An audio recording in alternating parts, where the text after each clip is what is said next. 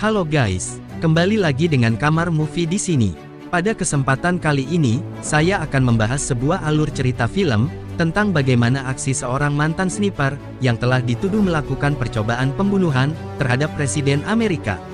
Bagaimana kisah selengkapnya? Tanpa basa-basi lagi, langsung saja kita ke alur cerita filmnya.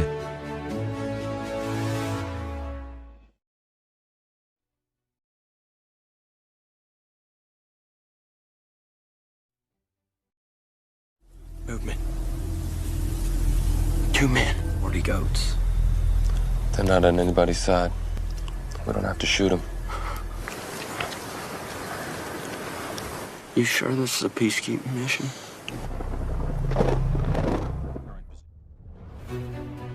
Cerita dimulai dengan memperlihatkan dua orang sniper yang sedang mengintai musuhnya. Kedua orang itu bernama Bob Liswager dan temannya yang bernama Donnie. Mereka saat ini sedang melakukan tugas di wilayah zona konflik Ethiopia, tepatnya di benua Afrika. Dari atas bukit, mereka terus mengawasi rombongan para pemberontak yang sedang berjalan menuju kamp tentara Amerika. Hingga akhirnya,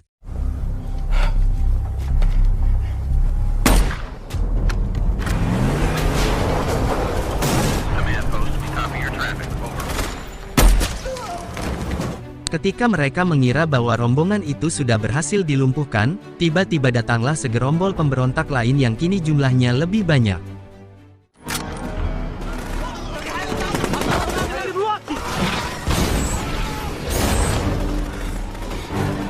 Di sisi lain, pusat komando yang mendengar Schweiger dan Donnie sudah mulai terkepung. Mereka malah sengaja memutus radio komunikasi dan membiarkan mereka berdua dalam posisi sulit itu. Beberapa saat kemudian, sebuah helikopter musuh pun tiba-tiba datang, dan langsung menembaki mereka dengan sangat brutal. Salah satu tembakan itu juga mengenai Donnie, yang membuatnya harus tewas dalam misi tersebut. Don't worry, we're getting home.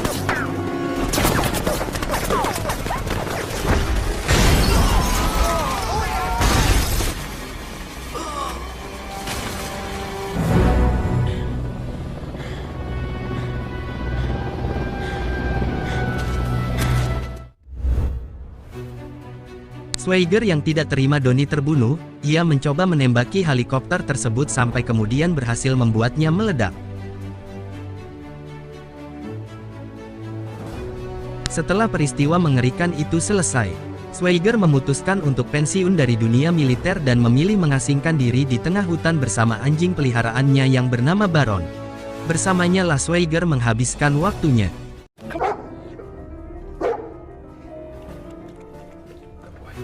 Beberapa hari kemudian, Schweiger kedatangan tamu tak diundang, yaitu Kolonel Johnson. Kedatangannya saat itu adalah meminta bantuan kepada Schweiger untuk menjalankan sebuah misi. Akan tetapi Schweiger menolaknya, karena ia tidak mau lagi terlibat dalam urusan dunia militer setelah ia kehilangan sahabat terbaiknya. Tapi, Kapten Johnson berbicara bahwa misi yang akan dilakukannya menyangkut keselamatan sang presiden. Dan ia juga berkata kepada Schweiger bahwa setiap prajurit militer harus setia kepada negara. Mendengar kata-kata tersebut, akhirnya Schweiger mau menerima misi itu sebagai tugas terakhir yang akan ia lakukan.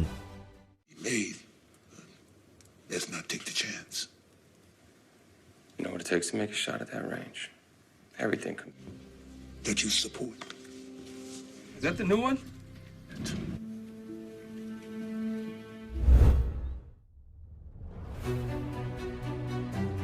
Beberapa hari kemudian, Schweiger pun berangkat menuju kota dengan menaiki sebuah pesawat.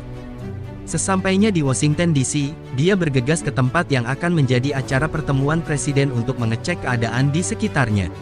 Mulai dari memantau keberadaan CCTV, mengetes kecepatan angin, kelembapan udara, hingga jarak tembak.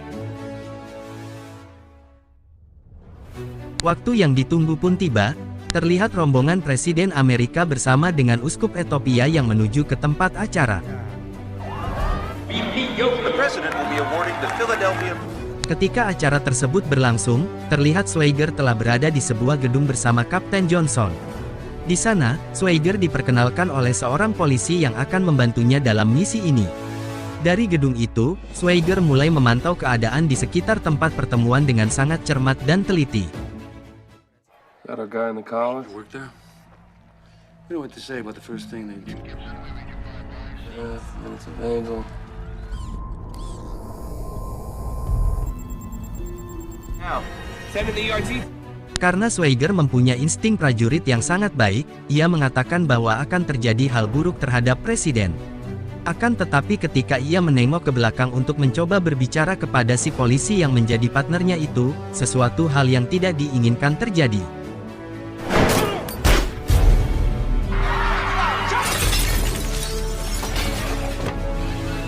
Si polisi tiba-tiba menembak Schweiger hingga membuatnya terluka.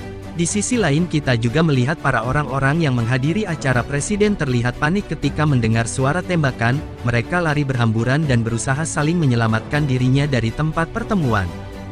Schweiger sendiri, ia mencoba melarikan diri dengan cara terjun dari atas gedung untuk menghindar dari si polisi yang terus menembaknya. Dengan luka yang dialaminya, Schweiger terus berlari menjauhi tempat itu, dan dari sini dia sadar bahwa saat ini ia telah dijebak oleh Kapten Johnson dan kelompoknya. How could you miss? How could you fucking miss? Chase him down. He's bleeding. Kapten Johnson yang mengetahui bahwa Schweiger berhasil kabur, ia menyuruh anak buahnya segera membuat rencana selanjutnya.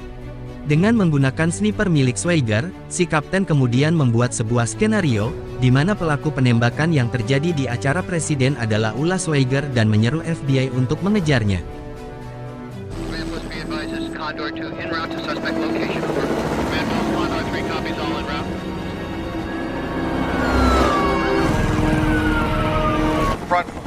Kembali ke Schweiger yang tengah menyeberangi jalan.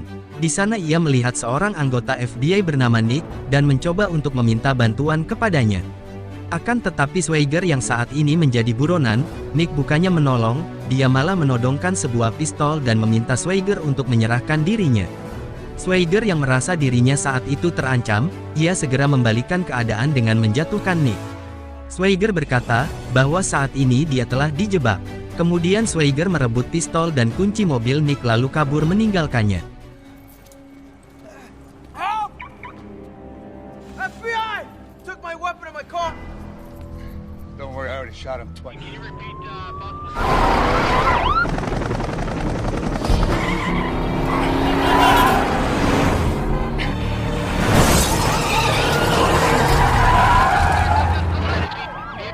Di tengah pelariannya, Schweiger berhasil dikepung oleh pasukan FBI setelah mobil yang dikendarainya menabrak sebuah truk. Karena Schweiger masih belum menyerah, kemudian ia mencoba melarikan diri kembali dengan cara menjalankan mobilnya dengan posisi mundur, hingga masuk ke dalam air, dan cara itu pun berhasil membuatnya terhindar dari kejaran FBI.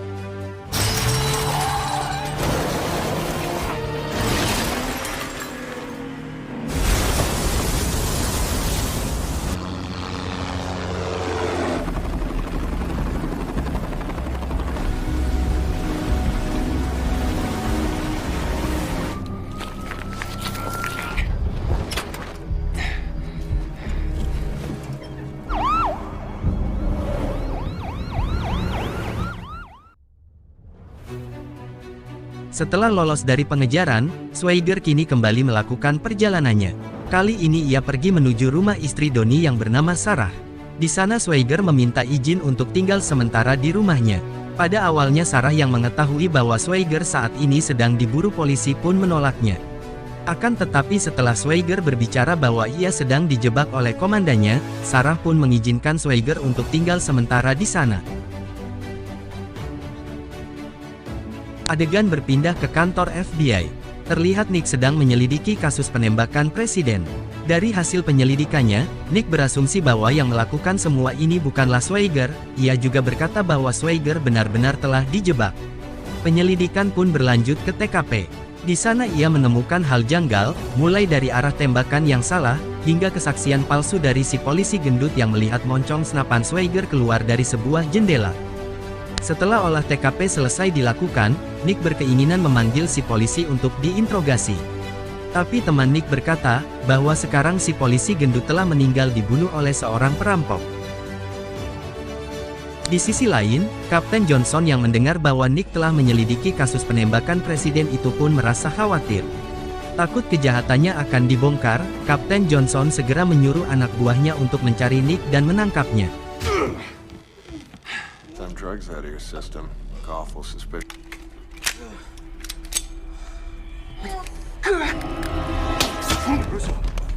Ketika Nick akan dieksekusi, muncullah Swagger menggunakan snipernya dan langsung menghabisi para anak buah Kapten Johnson.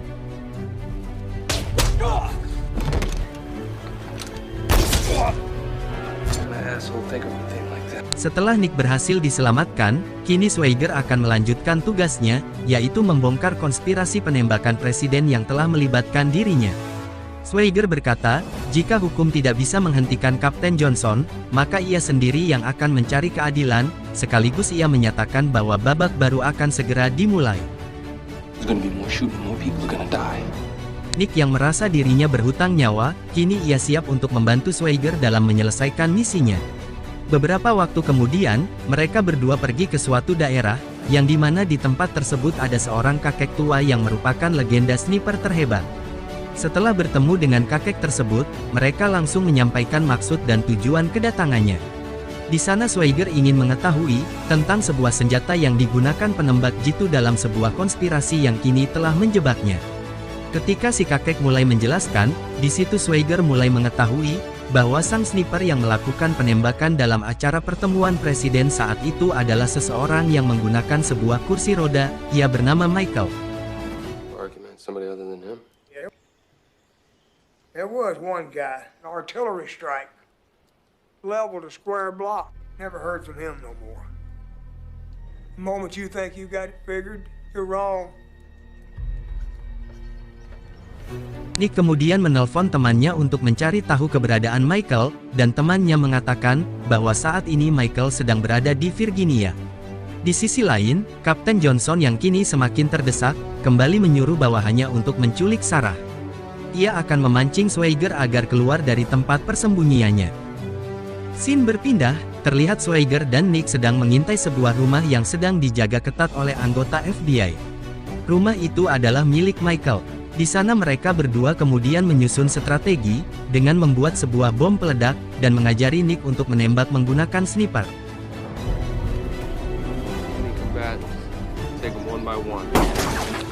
Dengan persiapan yang matang, mereka pun segera beraksi. Nick ditugaskan untuk mengamati situasi di luar, sedangkan Swagger memasang alat peledak dan akan menghabisi penjaga secara langsung.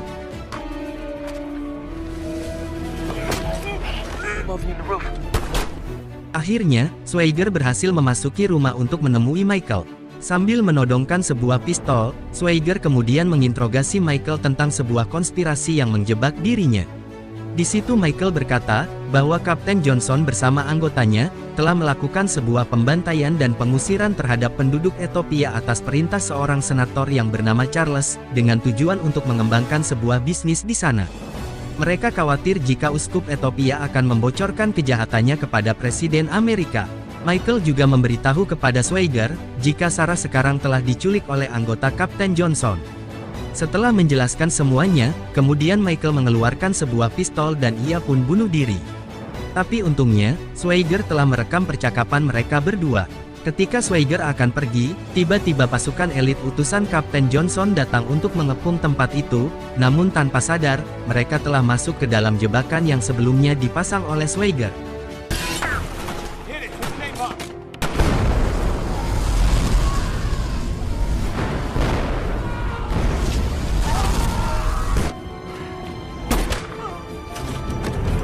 Dengan bantuan Nick, kini Swagger dapat menghabisi para anggota Kapten Johnson dengan mudah. Akan tetapi sebuah helikopter kiriman tiba-tiba datang dan kemudian menembaki mereka. Serangan itu kembali membuat Swagger teringat pada kejadian Ethiopia, yang dimana peristiwa itu membuat rekannya Donnie tewas. Swagger lalu menyuruh Nick berlari untuk memancing perhatian pilot, sementara dirinya akan meledakkan helikopter dengan menembak sebuah tabung yang berada persis di bawahnya.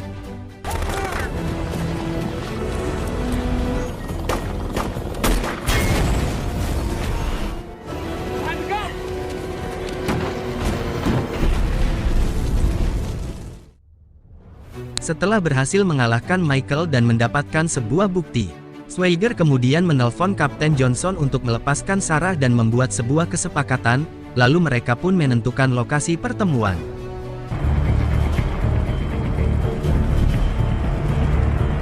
Singkat cerita, Kapten Johnson pun tiba di lokasi pertemuan untuk melakukan perundingan, disusul oleh Senator Charles di belakangnya. Terlihat dari kejauhan, seseorang membawa sniper datang menuju arah mereka. Kapten Johnson mengira kalau itu adalah Swagger dan kemudian ia menyuruh anak buahnya untuk menembak orang tersebut. Akan tetapi orang yang mereka tembak bukanlah Swagger, melainkan Nick yang sedang menyamar. Don't move! Is there anybody else? Dari atas puncak, Swagger yang telah mengetahui letak sniper musuh, berhasil melumpuhkannya dengan tepat sasaran.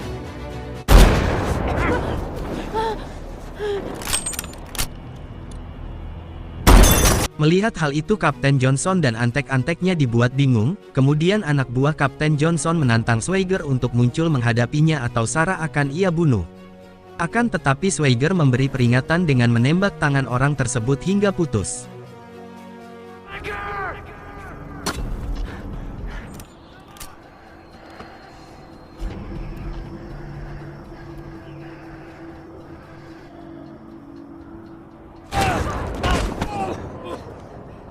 Swagger melakukan semua itu untuk memperingatkan mereka, agar jangan bermain-main dengannya.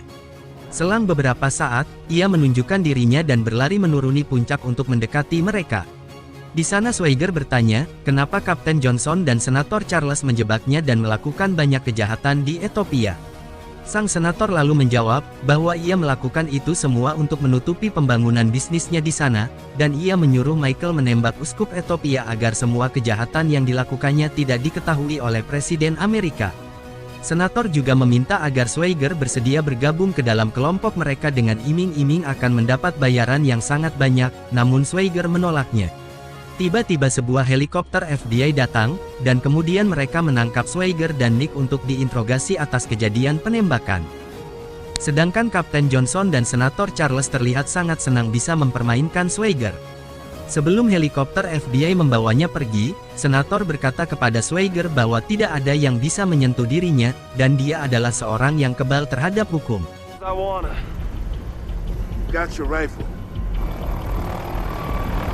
Talk as much as you want, but in the end, get used to the idea, son.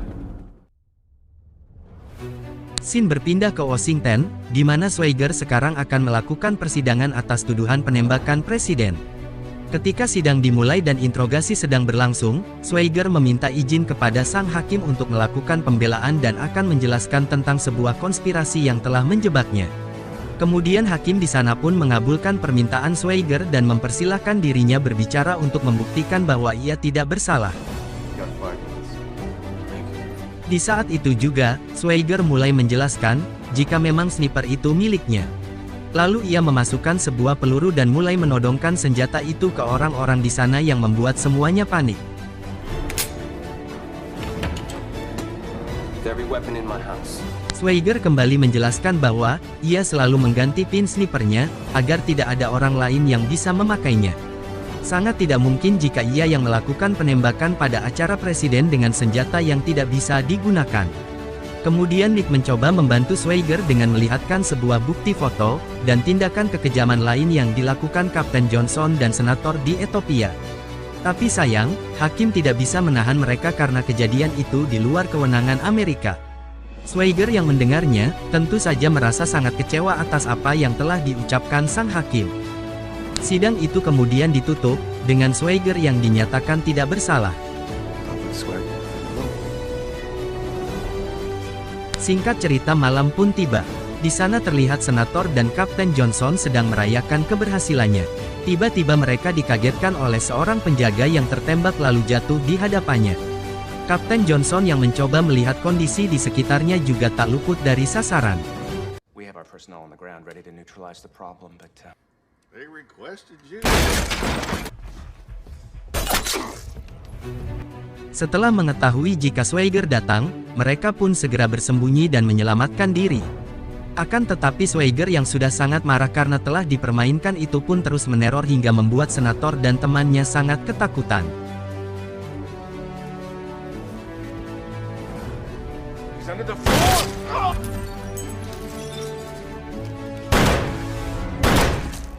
Akhirnya, Senator Charles bersama para kelompoknya berhasil dibunuh.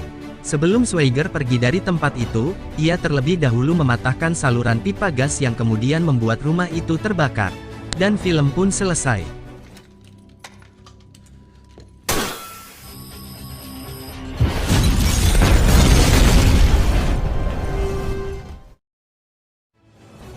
Terima kasih sudah menonton video ini hingga akhir, mohon maaf apabila masih banyak kesalahan dan sampai jumpa di video selanjutnya.